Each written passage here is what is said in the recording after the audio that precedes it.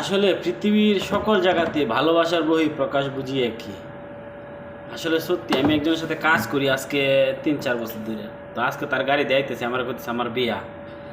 আমার কিছু কাজ আছে, এখন সে একটা হোটেলে উঠছে, এই দেশে হোটেল তো আবার ভাড়া নেয়।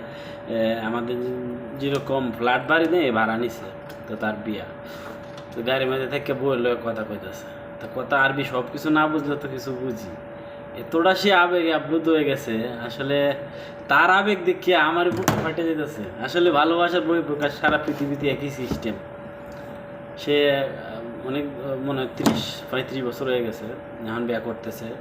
এতদিন চাকরি মাকরি আসি না, অনেকটা হোটেলের ব্যবসা দিছে, মোটামুটি সে প্রতিষ্ঠিত। তো সে ফোনে কথা কইতেছে বউয়ের সাথে, আবার আমারও দেখাইতেছে, দেখ কামের লোক লিয়ে যেতেছি, হ্যাঁ আমার বন্ধু, সব কিছু কইতেছে তার সাথে।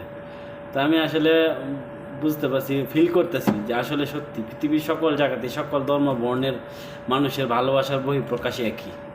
তো তারটা ওই রকমই আমার কাছে ফিল হলো। আরবি ভাষা যেহেতু সব কিছু না বুঝি না, আমরা যে কাজগুলি করি কাজের ভাষাগুলি বুঝি, এছাড়া অন্য কিছু তো এতটা বুঝি না। তারপরে কথাগুলি কিছু বুঝি, সে যে ভালোবাসার কথাগুলি বলতেছে সব কিছু আমার কাছে খুব ভালো লাগতেছে। আমি আসলে ঈদের ফিলিংসটা আজকে গাড়িতে বসে তার সাথে ফিল করলাম।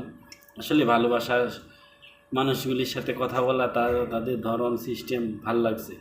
তো দোয়া করি তাদের বিবাহিত দাম্পত্য জীবন যেন সুখের হয়। সকলে তাদের জন্য দোয়া করবেন, এবং ভিডিওটা ভালো লাগে লাইক শেয়ার অবশ্যই কমেন্ট করে যাবেন।